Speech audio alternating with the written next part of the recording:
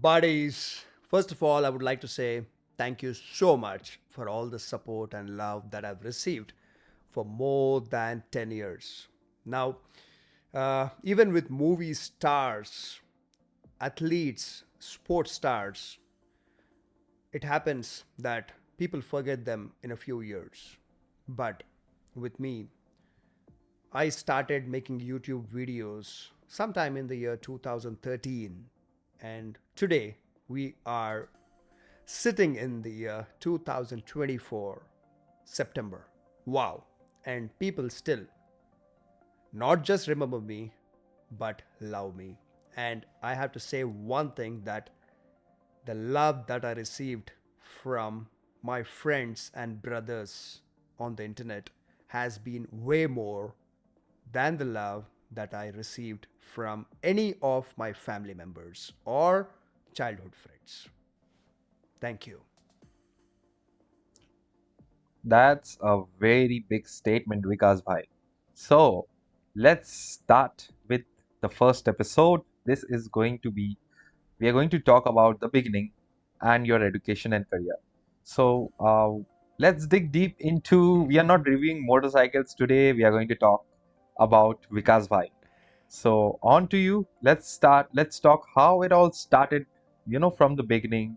You can talk something about your childhood memories, some defining moments, some challenges, and how you overcame some obstacles. So, on to you.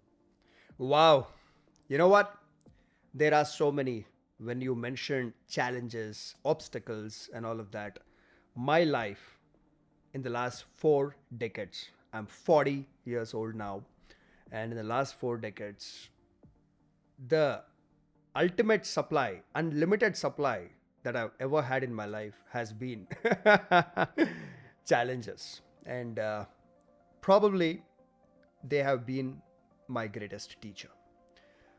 But again, I do not have a story where I can say that, well, my childhood was very tough and, I had to see a lot of hardships. No, I do not have a privilege of saying that because I was born in a family with a silver spoon. That is, my grandfather was a very successful entrepreneur. He had multiple businesses, and I was part of a joint family which was thriving, which was doing very well. So I had a childhood which was a dream childhood. Never had to worry about basic things of life. That is, the house that you live in. We had a massive, big family home, a joint family home in the center of Hyderabad. And I had a great level of family support. That is, cousins were living along with us, different floors we had, and grandfather's brother. So it was a dream childhood, what you see in Bollywood movies, exactly like that. And when I entered my teen age, I got extremely good pocket money. My family had cars which I could use, and I'm talking about cars like the Ford Icon, okay, which was a dream car for many people, and I had it in the family, and I could use it as a personal car. This is I'm talking about me being 18 years old. So it was absolutely amazing, but only till I was 18 years old. You know why? Life is great till the time you don't fall in love. Okay. When you fall in love, it becomes exciting, it becomes interesting. But one thing gets taken away from you, that is peace of mind. So, in the year 2002, I met my childhood sweetheart, my lover, and we fell in love. Beautiful lady, and that time my primary car was a Maruti 800, and my family also had a Ford Icon.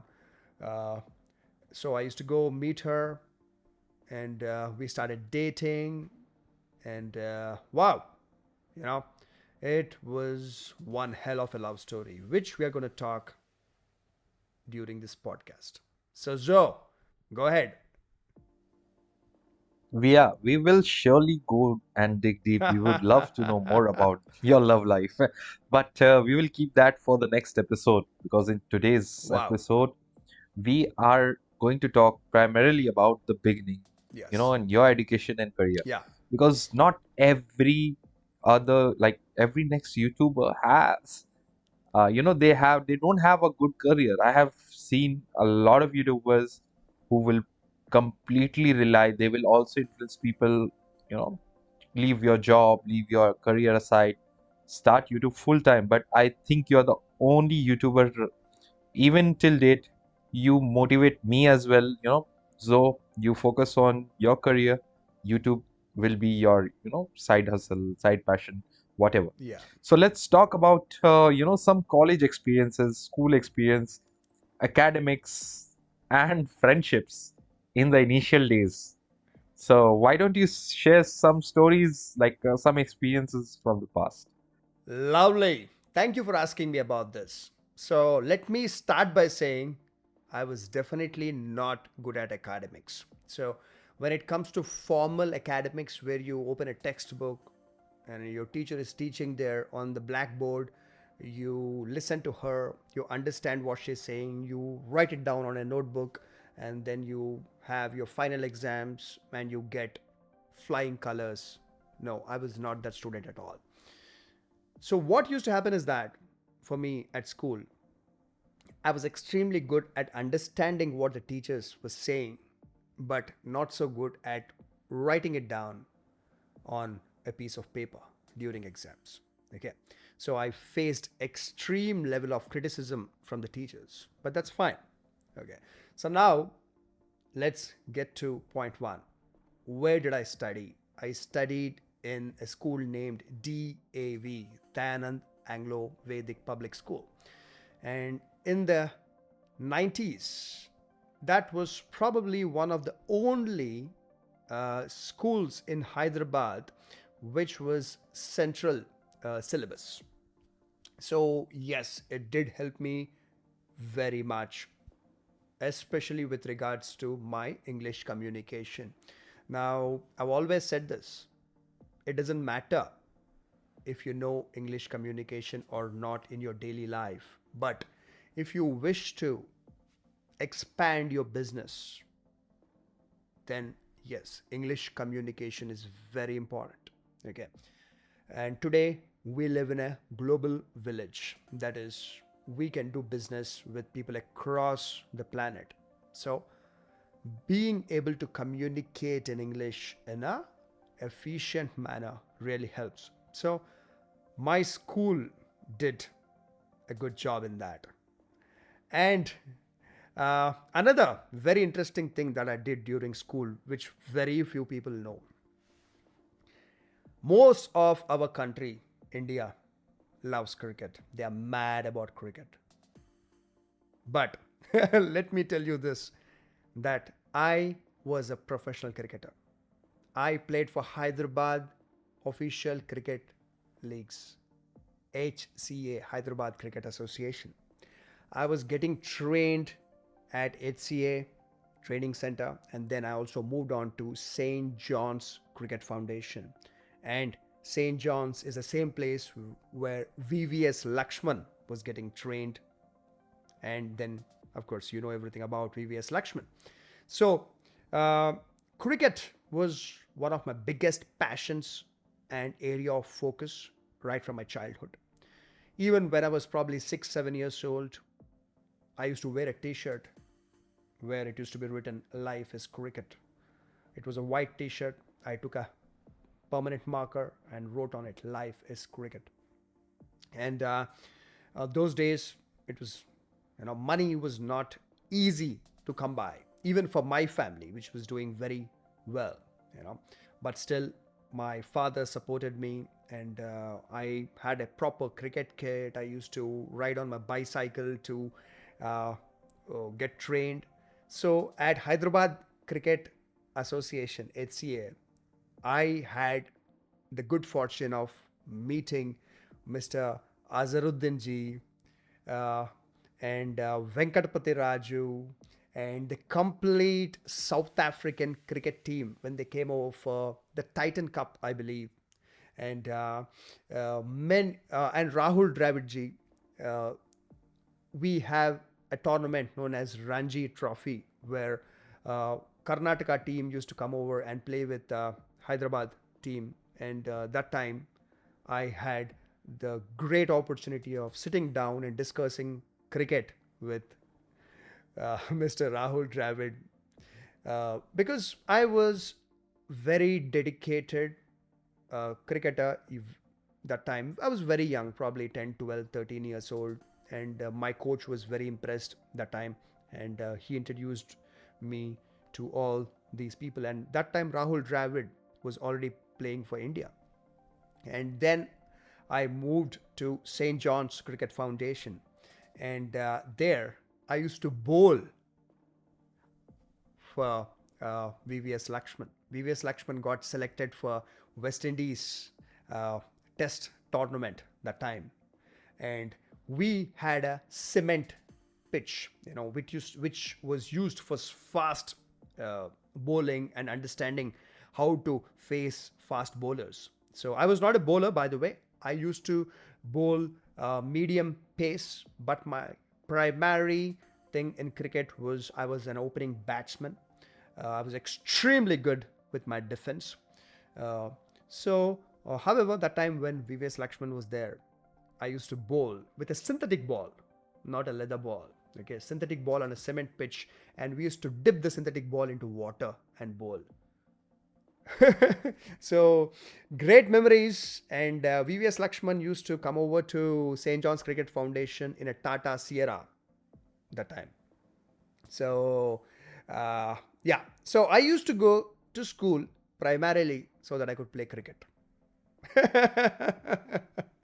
So Oh, that's yeah, a lot of memories you have with sports, and I'm pretty sure the audience were not aware of this side true. of Vikas Rachamalla. Yes, So this is the first time they're gonna know that you were a very good sportsman at a very young true. age. And uh, what about academics, Vikas Yeah, bhai? I mean, the career path that you chose. We would love to know about that as well. yes, Like, people there are some people who would love to know like, how you have chose uh, your college and academics, still getting your first job and whatnot, and businesses. So, yeah, let's start. thank you, Zoe. So after finishing my basic schooling, I met a gentleman named Vicky Randhawa.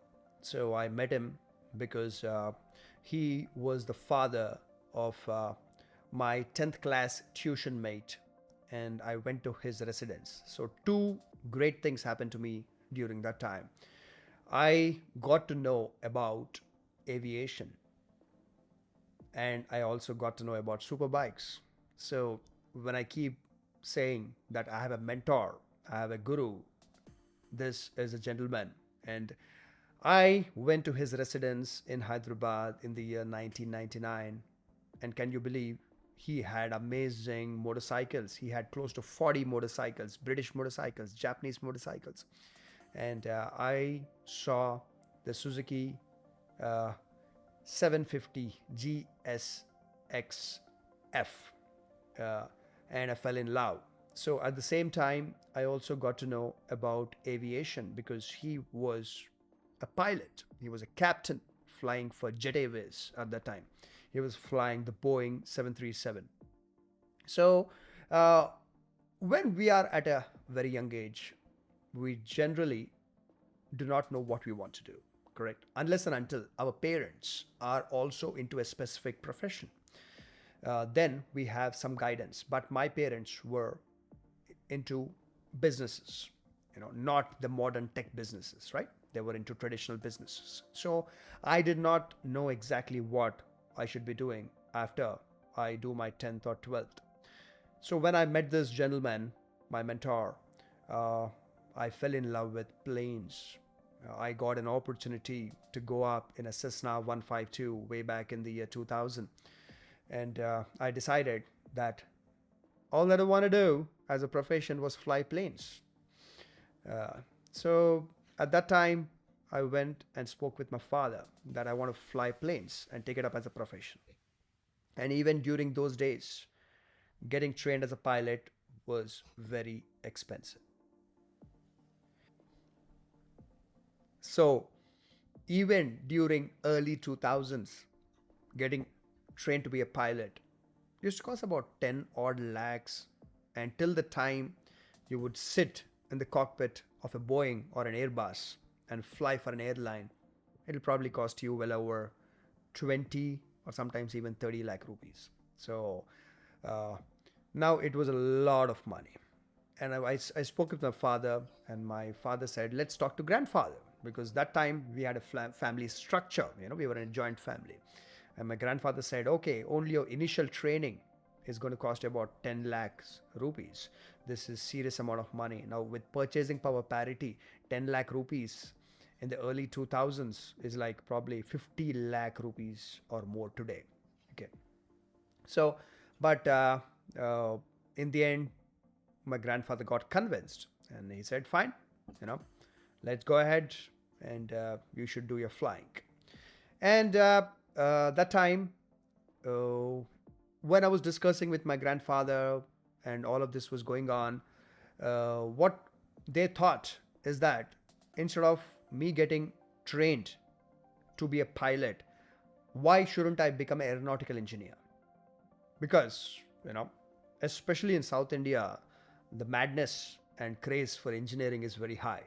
So they said, if you do aeronautical engineering, it'll probably cost you less than a lakh. So why don't you do that? And then probably later on you can think about becoming a pilot. So I had no option. Then I said, okay. And I went to Indore, Madhya Pradesh, to do aeronautical engineering. There was a college there. And I went there. It was the first time when I stayed away from home and stayed in a hostel, but it was not really like a hostel. It was, awesome friend circle. And my father, again, during those times, used to send me 5,000 rupees pocket money. That is probably close to 30,000 rupees today in purchasing power parity. Very thankful to him. And I went there, started going to college for aeronautical engineering, but then realized that they did not have adequate faculty, that is, lecturer, staff.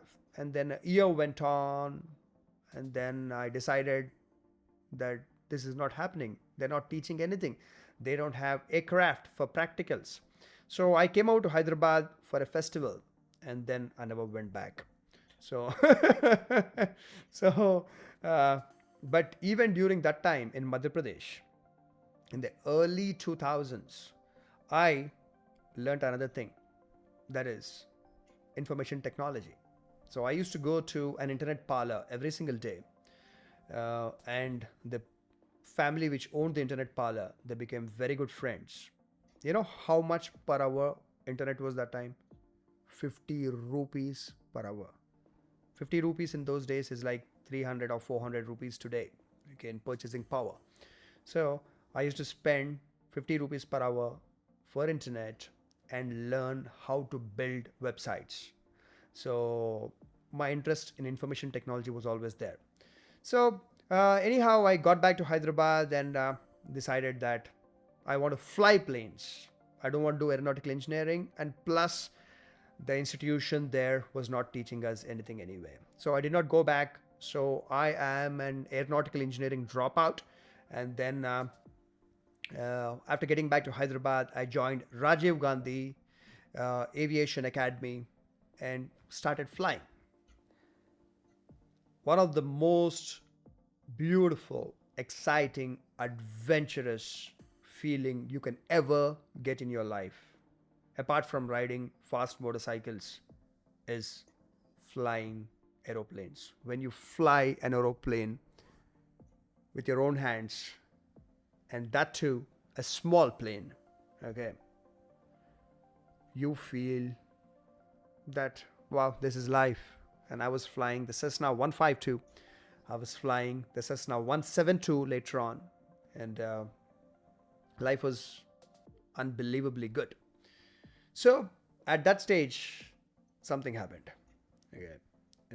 In between, there was a period where, after coming back from Indore, Madhya Pradesh, I had a null period. Null period means for about a year, there was a gap before I joined pilot training. So I got an opportunity to work for Dell Computers in technical support, and I learned so much about corporates. That was the first time I met a proper international boss. Okay, there was a senior vice president in Dell Computers in High Tech City, and he taught me a few interesting things about life.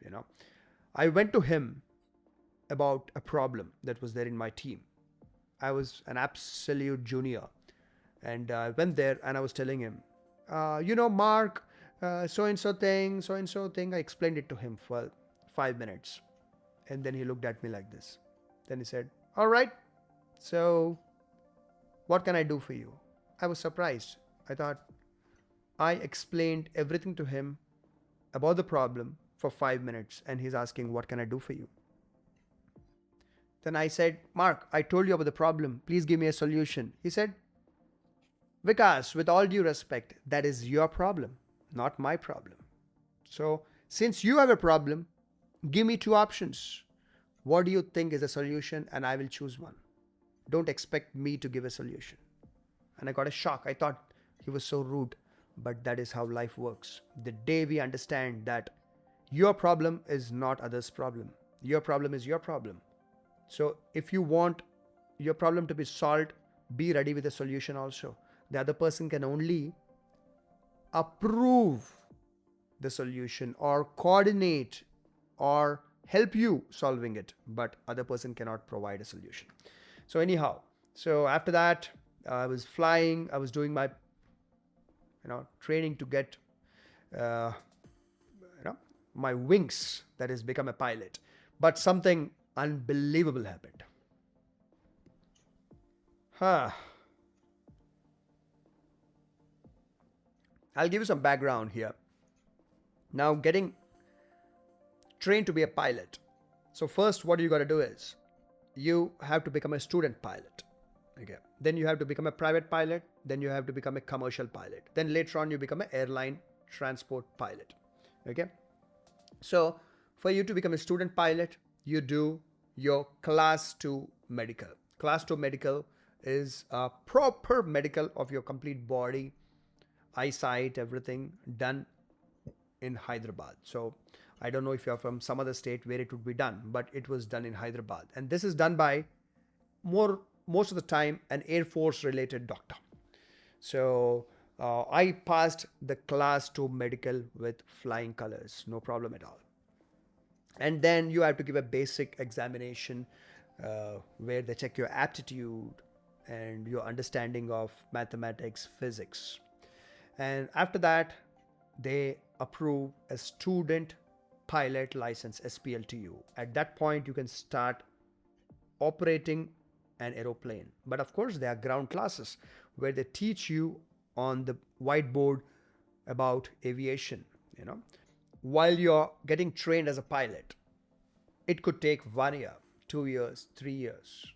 But during that period, you have to get your medical renewed. Now, there is something called Class 1 medical. To get a student pilot license, you need a Class 2 medical. Even for a private pilot license, you need a Class 2 medical. But to qualify as a commercial pilot, you need a Class 1 medical. Class 1 medical initial is done in New Delhi. So I went to New Delhi and got my Class 1 initial medical done before I started flying aeroplanes. Okay. And I passed again with flying colors. There was no problem at all. However, while I was getting trained as a pilot, I reached the end of the year and I had to renew my Class 1 medical. So class 1 medical can be renewed in Hyderabad. So I went to the Air Force Center where they do the class 1 renewal for commercial pilots. And something very, very interesting happened. That is, I went there, you give your, blood, ECG, this, that, all of that. And class 1 medical is not an easy medical, by the way, okay? They even check your EEG, how your brain works. I mean, it's top end. If you pass the class 1 medical, then most of the time you are a fit person, okay? But in the renewals, all this is not done. In the renewals, they do a basic color perception check, they do your blood, ECG, all of that. And when I went for the renewal in Hyderabad, they told me that Vikas looks like there's a problem. I said, what is the problem?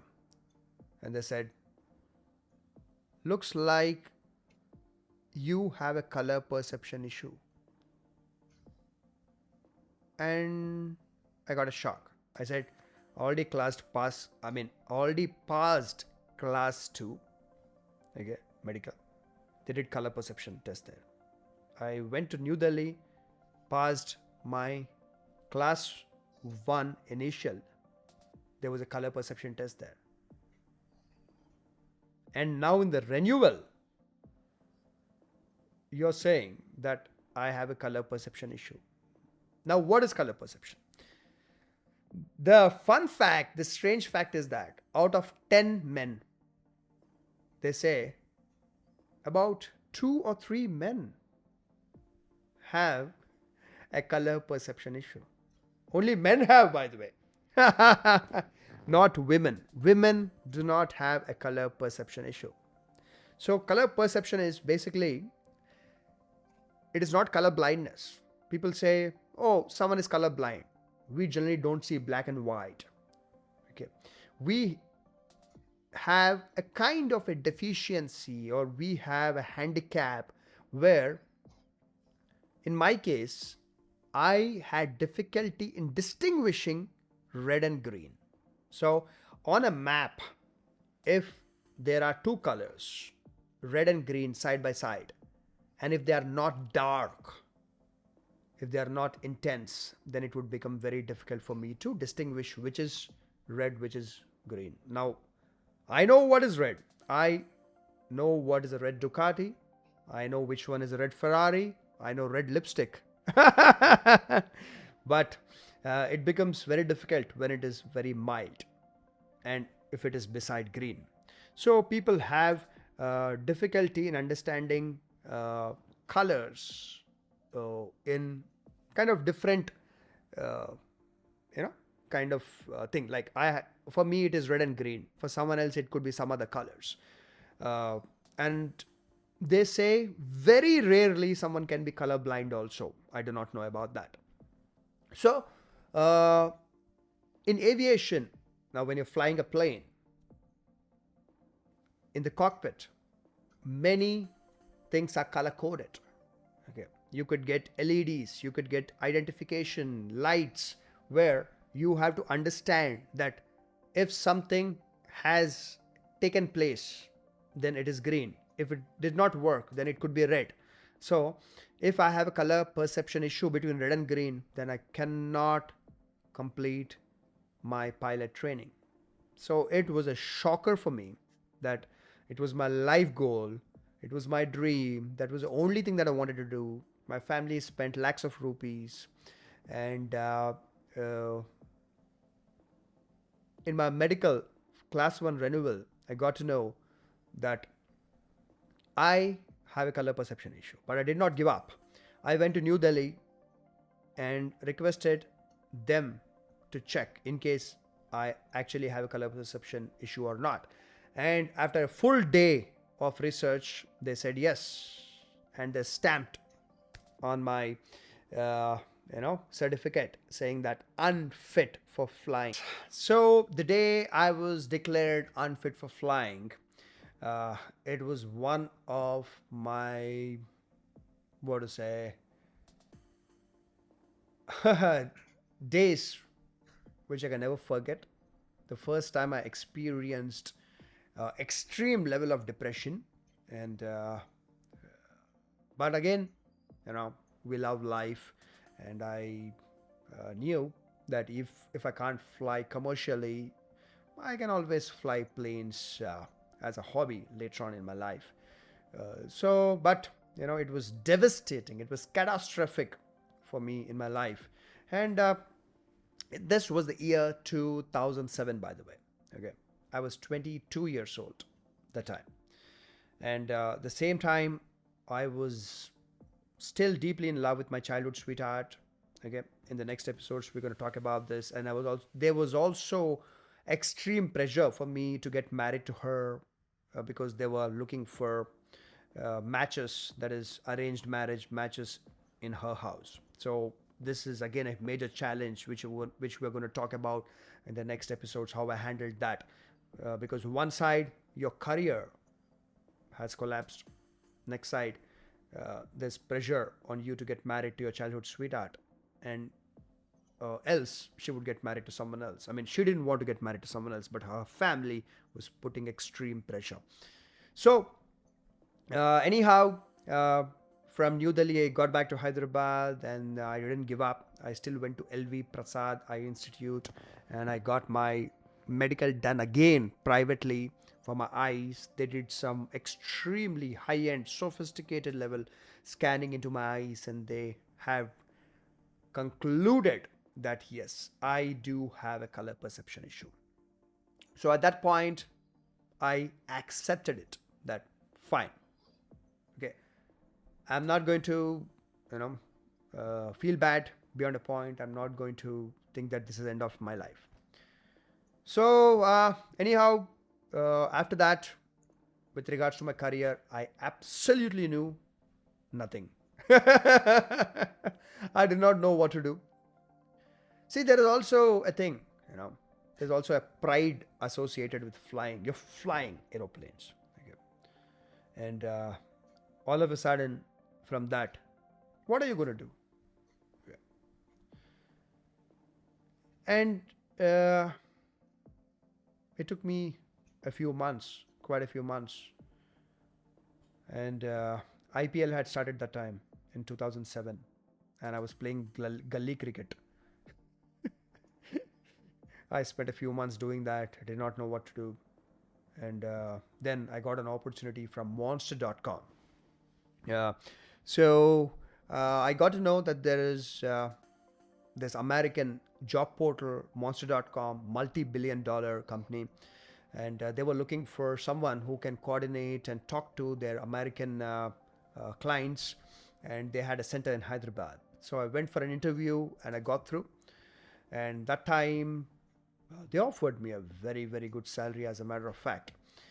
So my base salary was 30,000 rupees, and with fixed kind of incentive. Fixed incentive means there was a target which I had to meet every month, and if I met it, I would get about 15 to 20,000 rupees extra. That's significant. So in the year 2007, being 22 years old, I was getting about 45,000 to 50,000 rupees as a salary in monster.com. Significant amount of money. Uh, but it was non-tech, it was not technical, but it taught me a lot about understanding how a job portal works, uh, and how international business works. So I worked there for 1 year, but I always knew I want to be on the tech side. So after 1 year, I got an opportunity from a software technology company in Hyderabad, and I went there for an interview, and I got through again.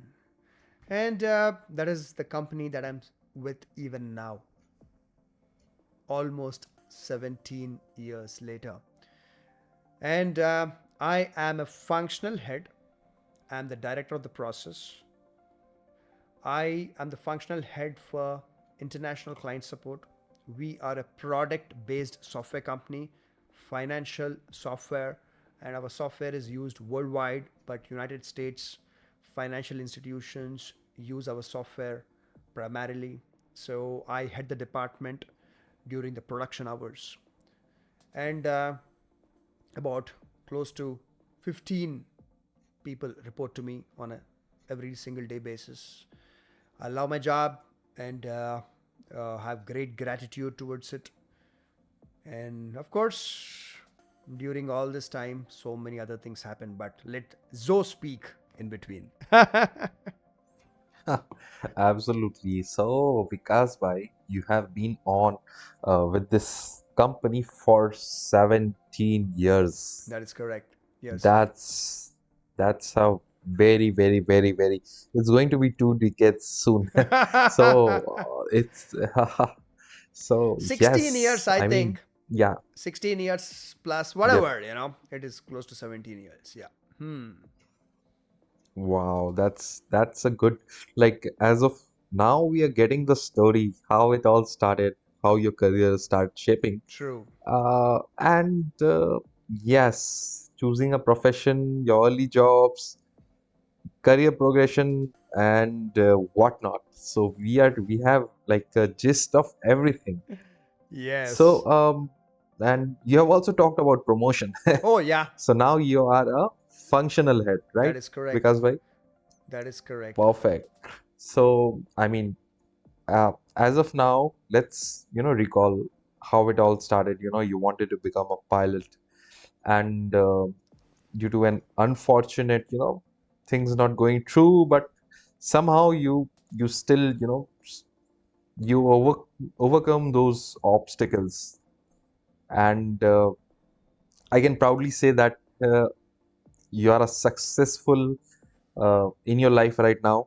That not just YouTube, nothing to do with YouTube. I mean, as a whole. So, yeah, I think more people should watch and listen to this podcast, and Thank you. they will get to know a lot about you. Not just about you, they will get to know a lot about how life actually works, Yeah. how you can take inspiration from you, uh, career wise, and like different stages of life and all these things. So, this podcast series is all about that. So, like in today's episode, like we are just keeping to the beginning and the education and career, and we are not going too deep into the career part. Yeah. I would like to mention a few more things about career. We'll do it in the next episodes. Like, YouTube has been one of the most important things that happened to my life, even with regards to career. YouTube has been my second career. I made a lot of money. I made a lot of, what is the connections, learning from YouTube, which we are going to talk in the next podcast. Plus my entrepreneurship. I own businesses. I set up brands, all of this, which, as Zoe mentioned, we're going to talk in the next episodes. And another thing before I forget, so color perception is not a disease.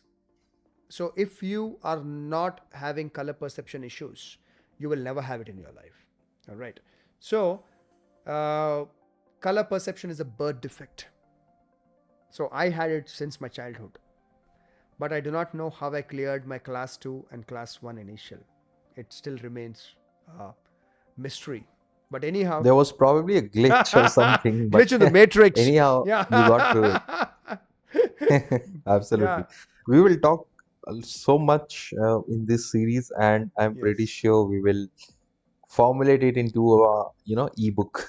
Oh, And you might yes. actually end up seeing this autobiography selling across the globe. Thank you. So that was about the beginning, your childhood, your education, and your career. So I'm pretty sure a lot of viewers will be here to listen to the spice and your love life. my love life my love life has been not just turbocharged but supercharged.